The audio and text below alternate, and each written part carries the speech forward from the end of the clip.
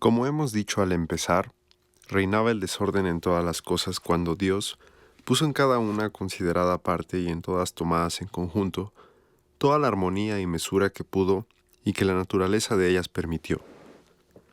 Porque hasta entonces no había en ellas, como no fuera por un azar, la menor traza de orden, y en general nada merecía ser designado con el nombre que hoy día asignamos a las cosas, como fuego, agua y otras.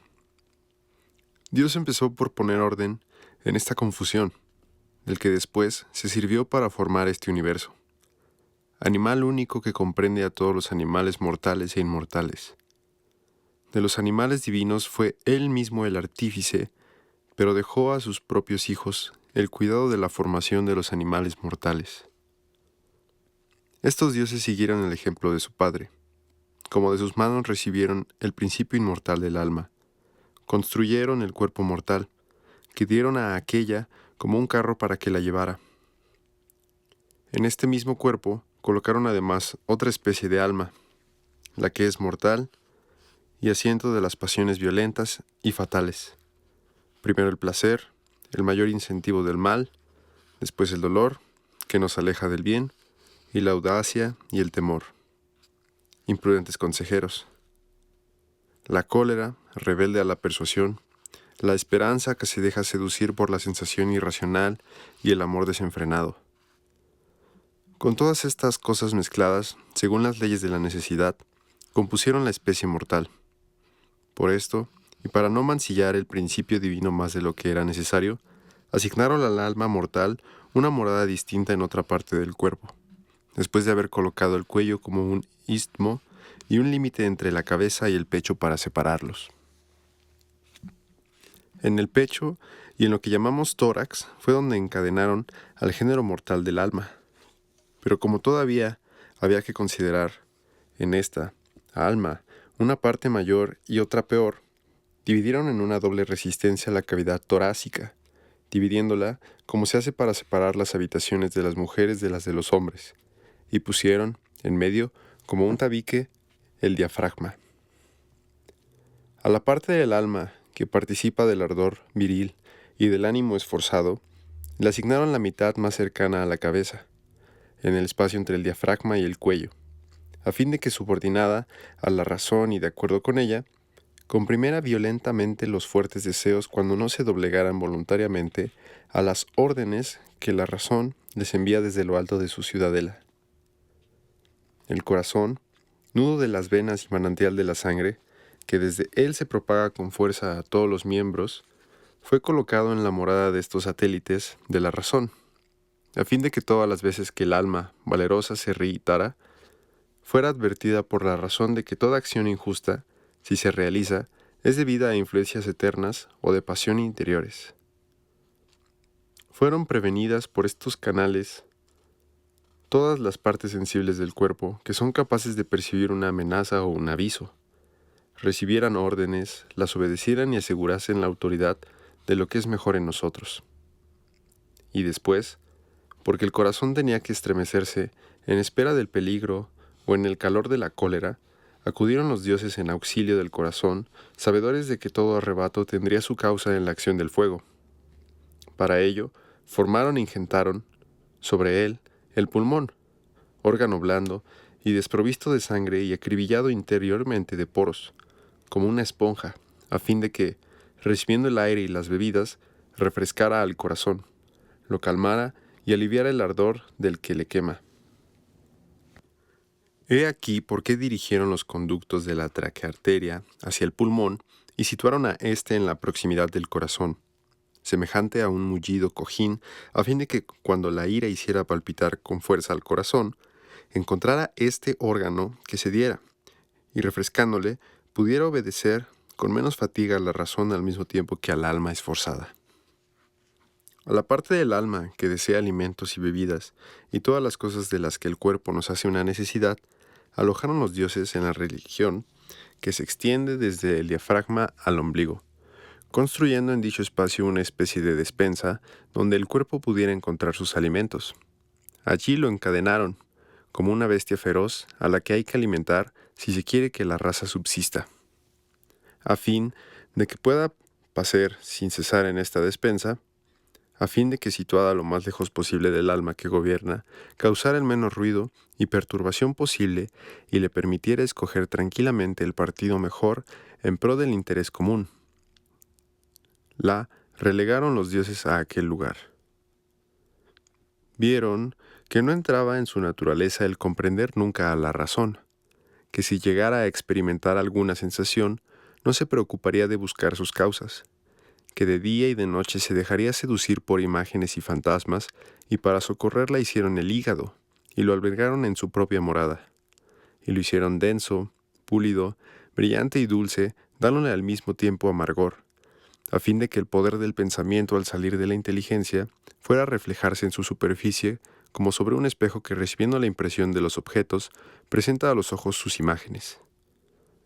Ocurre de esta manera que el pensamiento asusta a esta tercera alma y le espanta con sus amenazas cuando, poniendo en uso la parte amarga del hígado, la mezcla sutilmente al órgano entero, que toma el color de la bilis, lo comprime, lo vuelve áspero y lo cubre de arrugas, curvando también el gran lóbulo que estaba derecho y contrayéndolo, cerrando y obstruyendo las puertas y los depósitos del hígado, nos causa dolor y tedio. Pero cuando una inspiración serena, emanada de la inteligencia, pinta en el hígado imágenes contrarias, cuando deja en reposo a la parte amarga, evitando mover y tocar nada que contraríe su naturaleza, cuando pone en uso lo dulce contenido del hígado, cuando restituye a sus partes su justa actitud, su tersura y su libertad, le lleva la alegría al alma que habita cerca del hígado y le proporciona calma y tranquilidad durante la noche. Y durante el sueño, la adivinación que sustituye a la razón y a la sabiduría, de los que ella no participa. Así fue como, recordando a los autores de nuestro ser, los dioses subalternos, las órdenes de su padre, que les había encarecido dar a la raza mortal toda la perfección posible, organizaron excelentemente la parte inferior de nuestra naturaleza, y para que, a lo menos tuviera un matiz de verdad, le dieron la adivinación. Es bastante evidente que la adivinación no es más que un suplemento a la imperfección intelectual del hombre. Nadie, en efecto, en pleno ejercicio de la razón, alcanza una adivinación inspirada y verdadera. Es preciso que el pensamiento esté dificultado por el sueño o extraviado por la enfermedad o por el entusiasmo.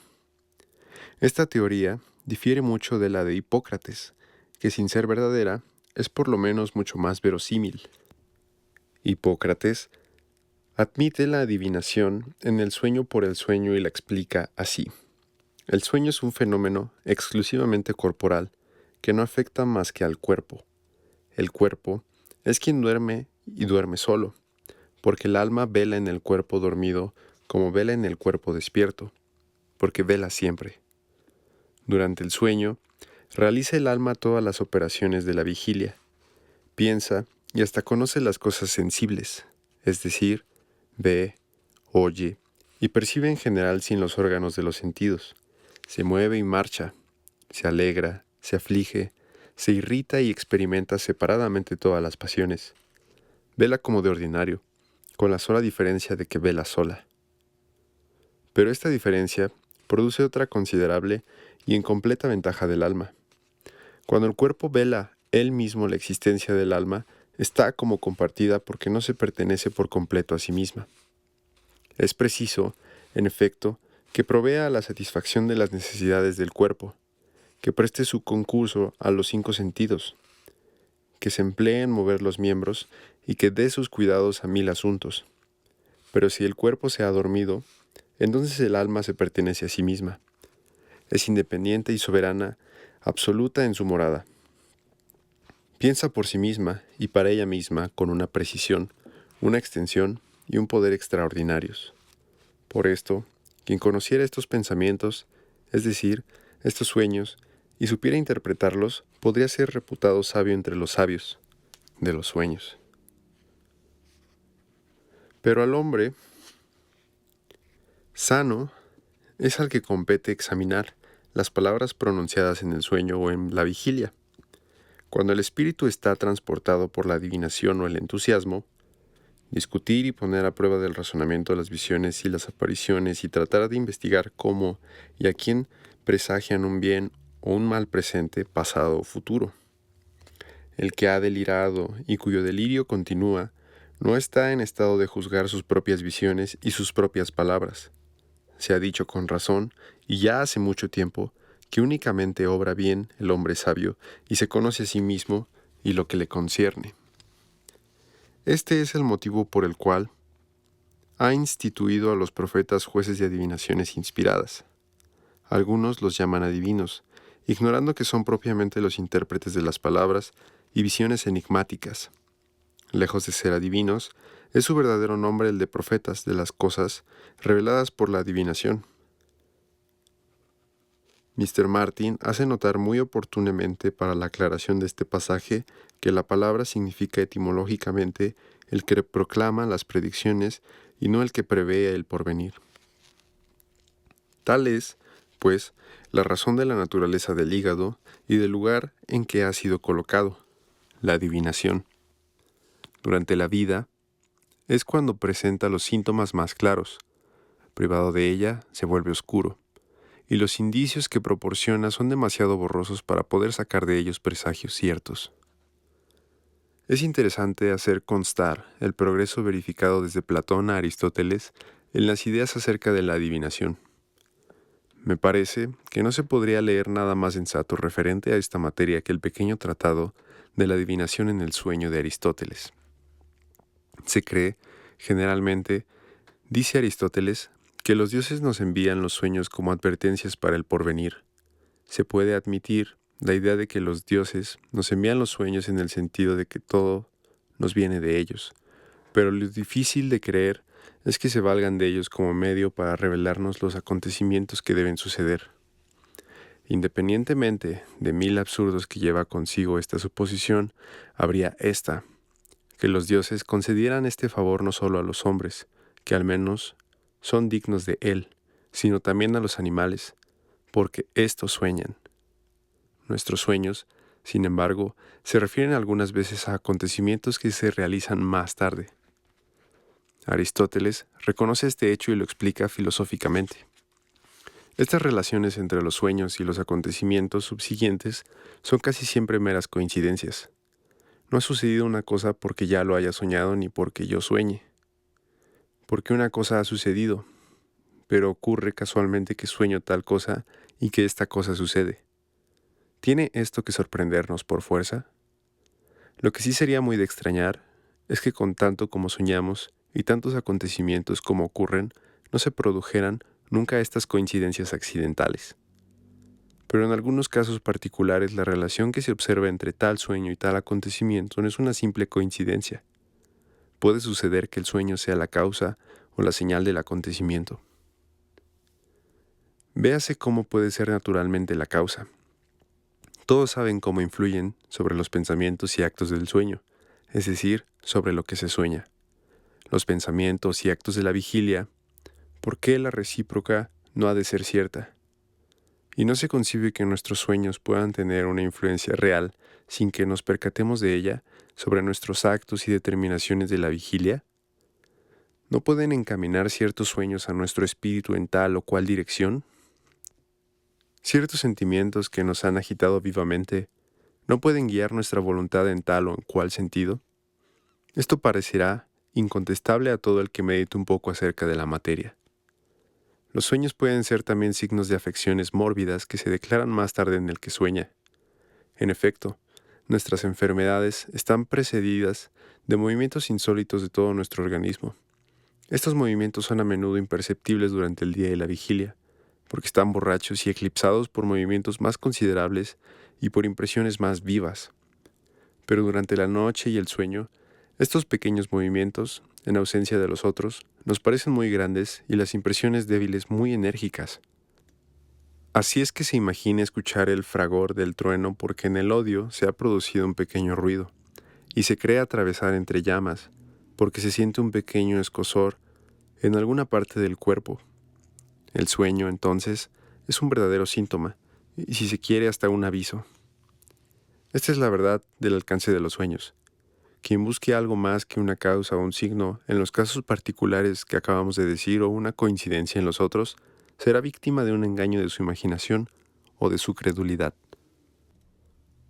La razón de la formación y del lugar que ocupa en el lado izquierdo la víscera vecina es la siguiente.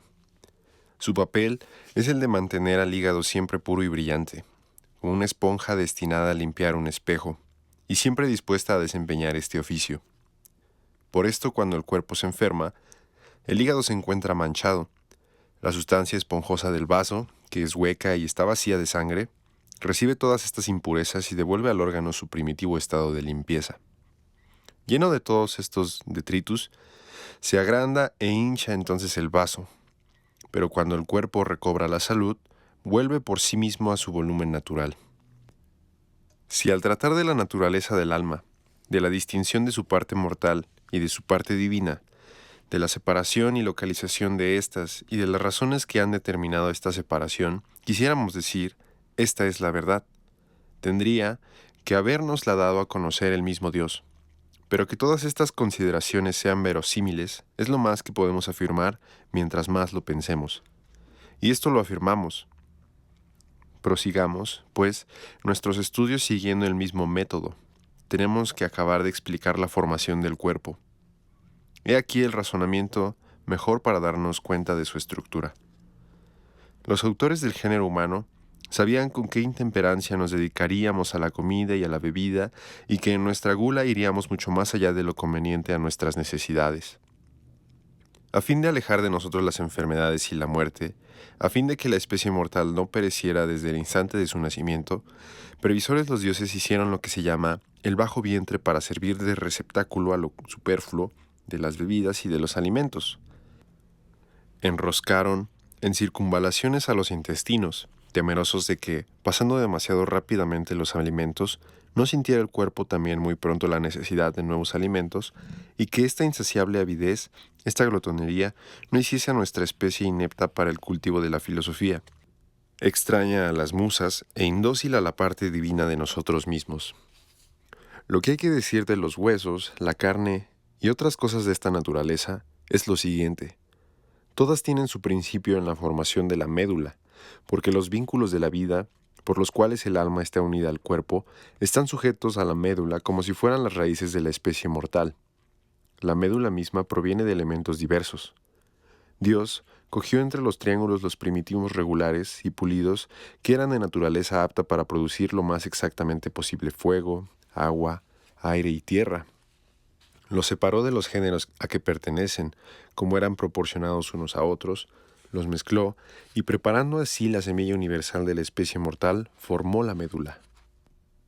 Plantó después y sujetó en la médula todos los géneros de almas, y como aquella tenía que recibir huesos, envolventes óseas, donde tenía que estar encerrada, diferentes formas y diferentes figuras, la dividió terminada esta operación en estas mismas formas. Una parte, como un campo fértil, debía encerrar la semilla divina. La redondeó y por todas partes dio a esta parte de la médula el nombre de encéfalo, porque en el animal terminado debía ser la cabeza, el recipiente que la contuviera. La otra parte de la médula, destinada a servir de asiento al alma mortal, fue dividida en dos partes redondas y alargadas y conservó el nombre de médula en toda su extensión. Unió a ella, como anclas, los vínculos del alma. Los vínculos de la vida, unidos firmemente a la médula alargada y a la médula espinal, no pueden ser los nervios, cuya naturaleza desconoce en absoluto Platón y Aristóteles, confundiéndolos generalmente con los tendones y los ligamentos. Un poco más adelante explica Platón la formación de los nervios y les atribuye un empleo muy distinto. Son los vínculos invisibles e imaginarios, sea el que se quiera el papel atribuido por Platón al cerebro y a la médula en la producción de los fenómenos de la vida y del pensamiento, es muy digno de atención como han observado justamente nuestros modernos fisiólogos. Y construyó todo el cuerpo alrededor de la médula, después que la hubo puesto a seguro en una envoltura ósea. Compuso los huesos de la manera siguiente. Después de cribar una tierra pura y suave al tacto, la regó y diluyó con la médula, la expuso al fuego, la mojó luego con agua, volvió a exponerla al fuego y a empapar otra vez en agua. y por medio de esta operación, varias veces repetida, la hizo indisoluble al uno y a la otra. El primer uso que hizo de esta composición fue construir alrededor del cerebro una esfera ósea, a la que dejó una estrecha abertura. Para proteger después la médula del cuello y de la espalda, formó las vértebras que dispuso unas debajo de otras, como pivotes, desde la cabeza a la extremidad del tronco. Puso así en seguridad al semen. Platón, siguiendo el ejemplo de los pitagóricos, considera el semen como un desagüe del cerebro y de la médula, que se encontró encerrado dentro de una muralla pétrea a la que tuvo la precaución de dotar de articulaciones, y recurrió a una sustancia de la naturaleza de la otra. Se trata, indudablemente, de la sinovia, que colocó en medio de estas articulaciones para hacerlas más aptas a diversos movimientos e inflexiones. Pero Dios pensó que los huesos son naturalmente demasiado secos y demasiado rígidos, y que sometidos a las alternativas del calor y del frío, se cariarían y corromperían el semen que contenían, y entonces formó los nervios y la carne. Los nervios, para ligar los miembros unos a otros, y por su tensión y su ablandamiento alrededor de las vértebras, procurar al cuerpo la facultad de doblegarse y enderezarse. La carne, para defenderlo contra los calores excesivos y garantizarlo contra los fríos extremados. Preservarlo en las caídas como una vestimenta forrada de guata, porque cede blanda y fácilmente al choque de los cuerpos y contiene en su sustancia un líquido caliente, que exhalándose y transpirando al exterior en el verano, procura a todo el cuerpo un frescor natural, y en invierno, por su calor natural, lo defiende contra la impresión del frío exterior. Teniendo todo esto en cuenta, el autor de nuestro cuerpo mezcló en una justa proporción agua, fuego y tierra. Añadió a la mezcla una levadura compuesta de partes agrias y saladas, y con todo ello formó la carne blanda y jugosa. Compuso los nervios combinando huesos y carne sin levadura, lo que produjo con una adición de color amarillo una nueva sustancia intermedia entre las otras dos. Y debido a esto tienen los nervios una naturaleza más elástica y viscosa que la carne y más blanda y más húmeda que los huesos. Dios rodeó a estos y a la médula de nervios y carne, atando con los nervios las diferentes partes del cuerpo y recubriendo todas con la carne. Los huesos, que contenían la mayor cantidad de alma, recibieron una delgada capa de carne, y los que contenían menos alma una capa más gruesa en cambio.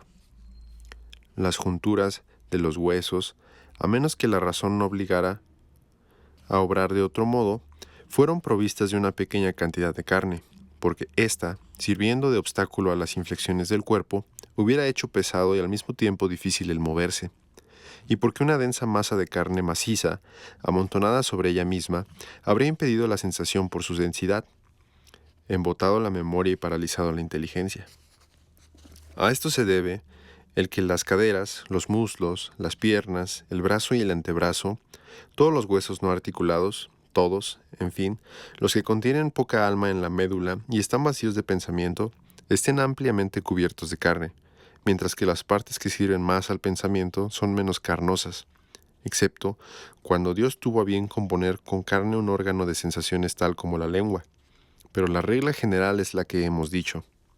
Ningún ser formado y desarrollado según las leyes naturales puede unir a huesos muy fuertes y a una carne muy gruesa la firmeza y delicadeza de las sensaciones, porque más que ninguna otra parte del cuerpo habría reunido la cabeza estas tres ventajas si fueran compatibles, y el género humano, con una cabeza carnosa, nervuda y fuerte, habría tenido una vida 2 veces, 100 veces más larga que hoy día y también menos sujeta a las enfermedades y al dolor.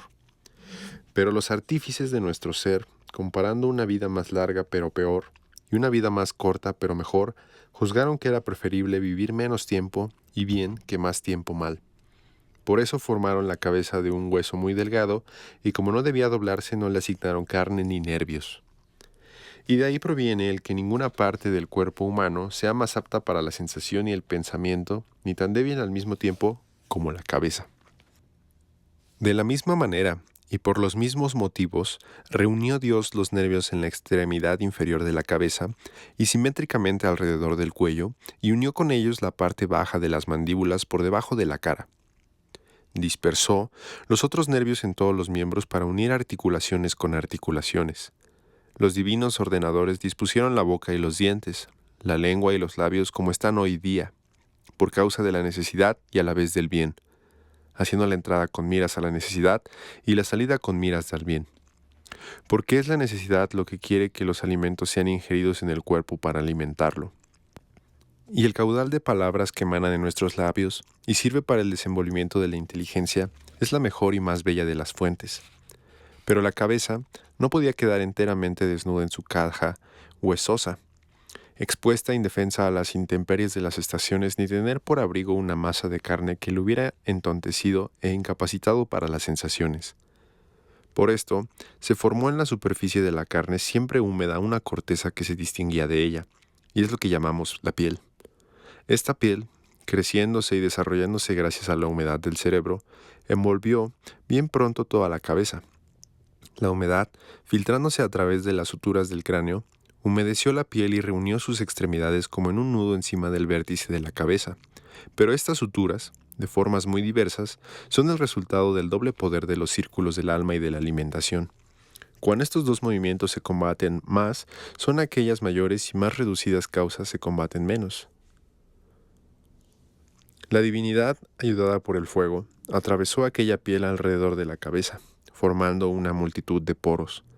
La piel, agujerada de este modo, y el humor encontrado salida por allí, permitieron que todo que había de calor puro y de líquido puro se escapara, pero las partes que contenía elementos semejantes a los de la piel, elevándose por su propio movimiento, se extendieron por el exterior con una tenuidad igual a la de los poros. Rechazadas a causa de su peso por el aire del exterior y rechazadas bajo la piel, arraigaron allí, y así fue como nacieron los cabellos en el tejido mismo de la piel. Se asemejan a las lanas, que son de la misma sustancia de la piel, pero más duras y comprimidas, gracias a la acción del frío, que condensó cada cabello al enfriarlo a su salida de la piel.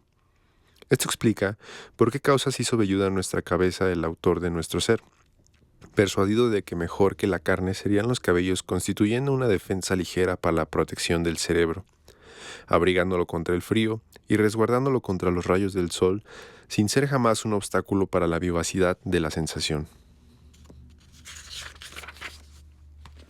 Los dedos están formados de piel, de nervios y de huesos entrelazados de estas tres sustancias, mezcladas y luego secas. Se compuso una piel dura, que tiene, naturalmente, partes de las tres, la sustancia córnea de las uñas. Resultado de estas causas secundarias, pero sobre todo, obra de la providencia, que la hizo mirando al porvenir.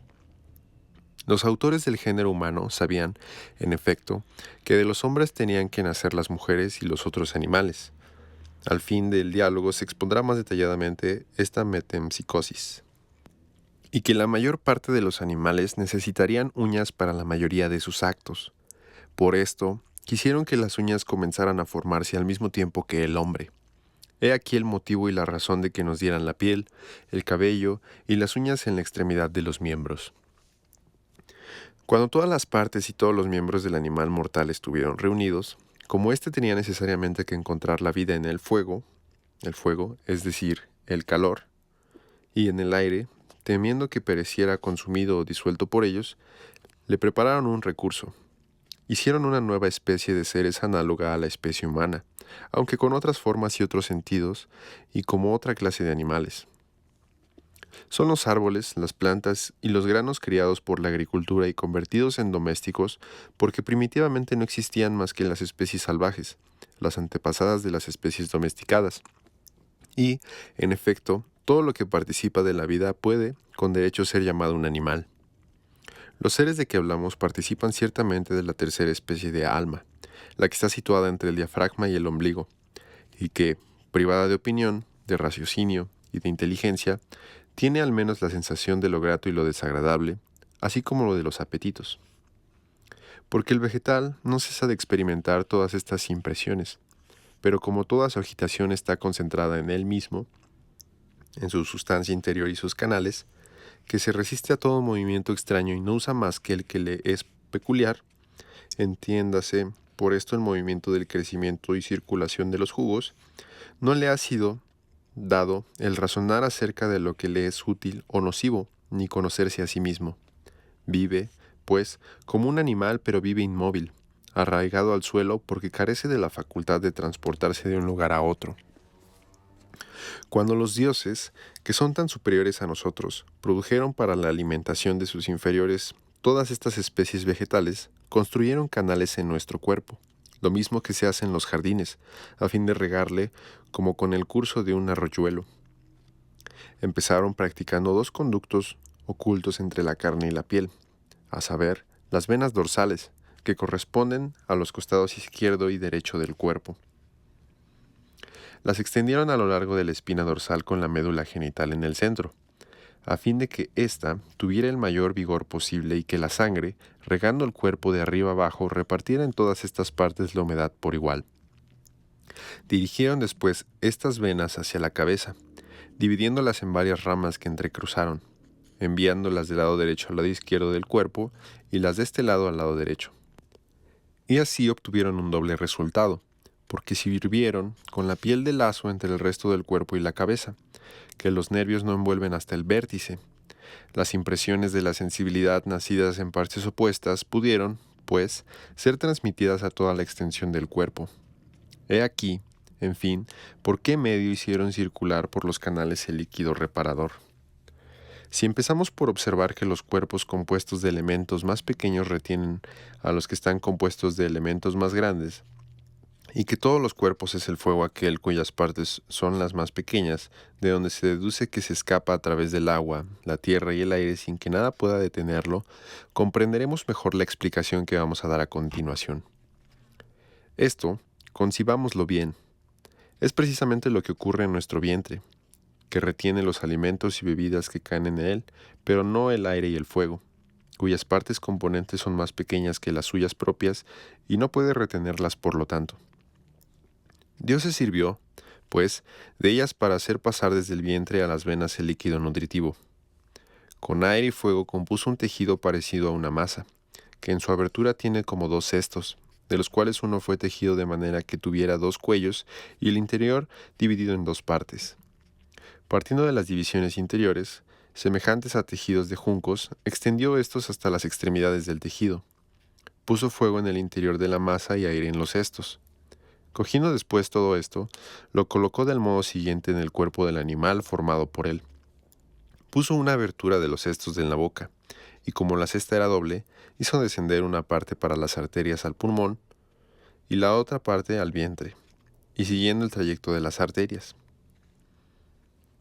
Al segundo cesto lo dividió en dos, pero hizo una y otra división por los canales de la nariz, poniéndolo así en comunicación con el primero. De esta manera, si el cesto que se abre en la boca cesara de funcionar, el otro llenaría los vasos de éste al mismo tiempo que los suyos. Después extendió el resto de la masa por toda la cavidad de nuestro cuerpo.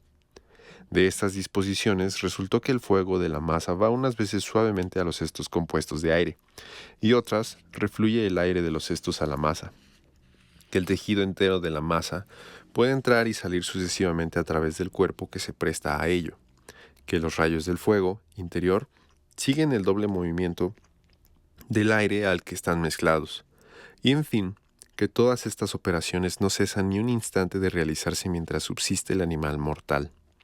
El que dio nombre a las cosas ha dado a este doble fenómeno los nombres de inspiración y expiración. Y a todo este trabajo activo y pasivo debe nuestro cuerpo regado y refrescado el nutrirse y vivir, porque en todo este vaivén de la respiración, el fuego interno sigue el mismo movimiento. Penetra en el vientre, se lleva los alimentos y bebidas, los disuelve y divide en parcelas, los transporta a los canales que recorre y aspirándolos como en un manantial para verterlos en las venas, y hace que estos riachuelos corran a través del cuerpo como a través de un valle. Tenemos que continuar examinando el fenómeno de la respiración y a qué causas debe el ser tal como es hoy día. Son estas. Como no existe un vacío para recibir a los cuerpos que están en movimiento, es evidente que el hálito que se exhala de nuestros labios no se pierde en el vacío. Empuja, pues, al aire inmediato del sitio que él ocupa.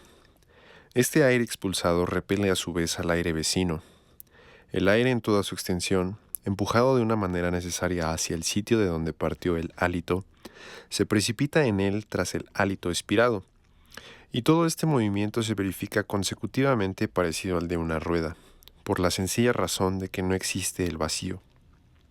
Así, se explica cómo después de haber lanzado al exterior el pecho y el pulmón el aire que contienen, vuelven a llenarse de aire que envuelve el cuerpo, el cual, oprimido por todas partes, penetra a través de los poros y de la piel. Este aire, volviendo después sobre sí mismo y saliendo a través del cuerpo empujado hacia las aberturas de la boca y la nariz, produce de nuevo el fenómeno de la respiración. ¿Cuál es la causa primera que determina este movimiento? Esta.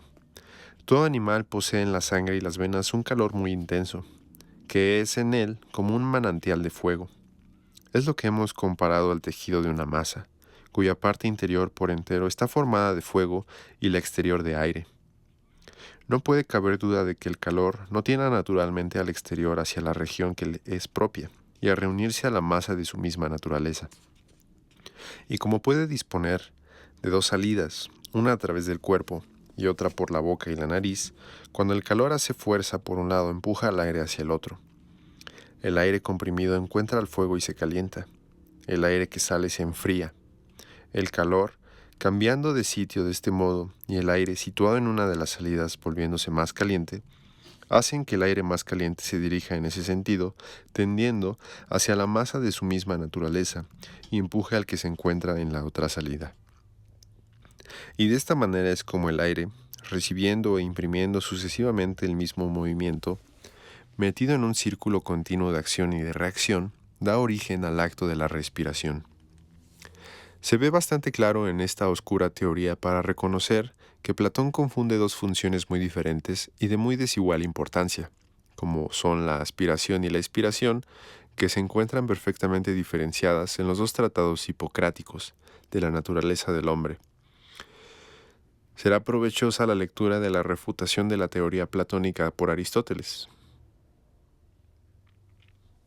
De esta misma manera, y por los mismos principios se explicarán los fenómenos de las ventosas medicinales, de la deglución, del movimiento de los cuerpos, sea que se eleven en el aire o se precipiten sobre la tierra, de los sonidos rápidos o lentos que parecen agudos o graves y que forman disonancias cuando los movimientos que excitan en nosotros son desemejantes, y consonancias cuando los movimientos son semejantes. Porque los sonidos más lentos alcanzan a los movimientos de los sonidos más rápidos que los preceden en el instante en que éstos, a punto de ir a cesar, tienen casi la misma lentitud y les comunican una nueva impulsión al agregárseles, lo que consiguen sin perturbarlos. El movimiento más lento que comienza se pone acorde con el movimiento más rápido que termina y se vuelve su semejante, y del concurso de un sonido grave y otro agudo resulta una impresión de placer para muchedumbre insensata y un goce puro para los sabios, porque les representa la divina armonía en los movimientos mortales. No se podría explicar de otro modo el curso de las aguas, la caída del rayo y la maravillosa propiedad de atracción de los cuerpos peculiar del ámbar y de la piedra Heráclea. Mr. Cousin recuerda al lector el pasaje clásico de Ion acerca del imán, que dice así: esta piedra atrae no solamente al hierro, sino también le comunica la virtud de producir el mismo efecto y atraer a otros hierros, de manera que a veces se ve una larga cadena de pedazos de hierro suspendidos unos de otros, y todos ellos adquieren su virtud de esta piedra. Inmediatamente antes de las líneas copiadas, dice Platón que esta piedra llamada magnética por Eurípides suele ser llamada por la generalidad piedra de Heraclea. Sin duda, está tomada esta denominación de las ciudades de Heraclea y Magnesia. En vano, se buscaría en estos cuerpos una fuerza de atracción, pero el vacío no existe, y todos los cuerpos se empujan recíprocamente, unos a otros. Además, se dilatan y contraen, cambian de lugar entre sí, y vuelven al mismo sitio, y por todas estas acciones y reacciones se verifican los fenómenos más sorprendentes, como le parecerá a cualquiera que sepa conducir verdaderamente sus pensamientos. Por lo tanto, la respiración, volviendo a nuestro punto de partida, tiene lugar de esta manera, y por las causas que hemos expuesto. El fuego divide los alimentos, Sube en el interior del cuerpo con el mismo movimiento que el aire y llena las venas al elevarse fuera del vientre, donde recoge los alimentos descompuestos en pequeñísimas partes. Y de aquí proceden estas corrientes de alimentación que surcan todo el cuerpo y lo riegan. Estas parcelas nutritivas, desprendidas de sustancias de su misma naturaleza, hierbas o frutas, y que Dios creó expresamente para alimentarnos, presentan colores muy diversos a causa de su mezcla. Siempre es el rojo el que domina por efecto de la acción incisiva del fuego y del rastro que deja en el líquido alimenticio. Este líquido, que circula a través del cuerpo y tiene el aspecto que hemos descrito, Platón dice anteriormente que el rojo es una especie de fuego que divide el fuego visual, penetra en el líquido que llena el ojo y mezclándose con él produce el color rojo. Es el que denominamos la sangre y el que alimenta a la carne y al cuerpo y repara sus pérdidas. La evacuación y la represión se verifican como todos los movimientos del universo, según la ley que quiere que lo semejante se dirija hacia su semejante. Las cosas exteriores que nos rodean no cesan de disolver nuestro cuerpo y de dispersar las partes que van a unirse a las masas de la misma naturaleza. Y la sangre, por su parte, dividida dentro de nosotros, encerrada en la organización de cada animal como en un pequeño mundo, se encuentra en la necesidad de imitar el movimiento del universo. Cada una de sus partes se dirige hacia las materias semejantes y llena así los vacíos a medida que se forman. Si las pérdidas son superiores a la corriente reparadora, decae el animal, y si ésta las aventaja, el animal se desarrolla. En la juventud, cuando la constitución del animal es todavía reciente, como hay triángulos nuevos que conservan exactamente su forma primitiva, los conserva estrechamente reunidos en una sólida unión, y sin embargo, es blanda y delicada toda su sustancia, porque acaba de ser formado de médula y de estar alimentado con leche. Los triángulos que del exterior penetran en él, cualesquiera que sean los alimentos y bebidas que los proporcionan, más viejos y débiles que los triángulos de dentro, son vencidos entonces y divididos por estos triángulos nuevos, y el animal, alimentando como está, por numerosos triángulos semejantes, se desarrolla en mayores proporciones. Pero cuando la punta de estos triángulos se desgasta a causa de los numerosos combates que han librado en numerosos encuentros contra numerosos adversarios, se encuentran incapaces de dividir a los que se introducen con los alimentos y de asimilárselos. Son, al contrario, fácilmente divididos por los que llegan. El animal vencido en esta lucha desigual decae, y este estado de agotamiento es el llamado la vejez. En fin, cuando distendidos por la fatiga no pueden resistir más los ligamentos que mantienen reunidos los triángulos de la médula, dejan escapar a su vez los ligamentos del alma, que libre, vuelta a su prístina naturaleza, se va volando gozosa. Porque todo lo que es contra natura es doloroso y todo lo natural agradable. Por esto, es dolorosa y violenta la muerte que es consecuencia de enfermedades y heridas, mientras que la que procede de la vejez, en el término marcado por la naturaleza, es la más dulce de todas, y más que de disgustos va acompañada generalmente de contento. De donde provienen las enfermedades es lo que cualquiera puede ver claramente. En efecto, como el cuerpo está formado de 4 géneros de sustancias, la tierra, el fuego, el agua y el aire, su exceso o su defecto, la transposición del lugar que les es propio a otro, y como el fuego y los otros géneros comprenden varias especies, las transformaciones que no les convengan y 1000 otros accidentes parecidos son otras tantas causas de enfermedades.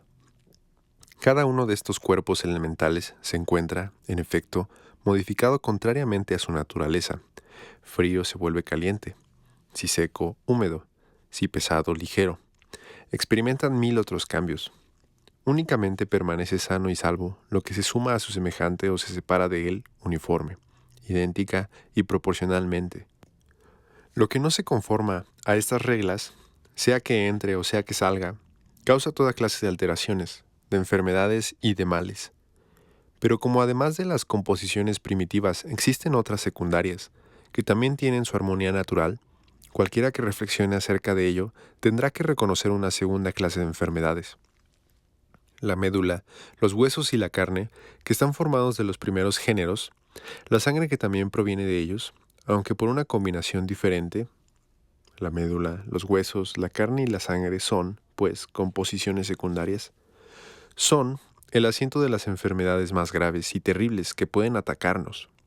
Las más numerosas son las que tienen el origen precedentemente indicado, y es cuando estas composiciones secundarias se forman contra el orden natural y se corrompen.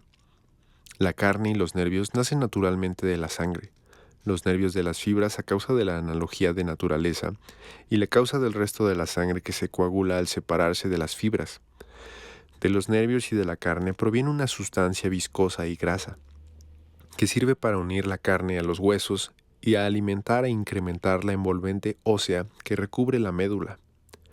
En fin, a través del espesor de los huesos se infiltra un jugo compuesto de los triángulos más puros, más pulidos y más brillantes, cuyo destino es regar la médula. Si las cosas suceden así, reina la salud; en el caso contrario, la enfermedad. En efecto, cuando la carne se corrompe, cuando este líquido corrompido vuelve a las venas, una sangre muy abundante circula con el aire en estas redes. Sangre formada de diversas especies, de diferentes colores, de un sabor amargo, agrio y salado, y que contiene toda clase de bilis, de serosidades y de pituitas.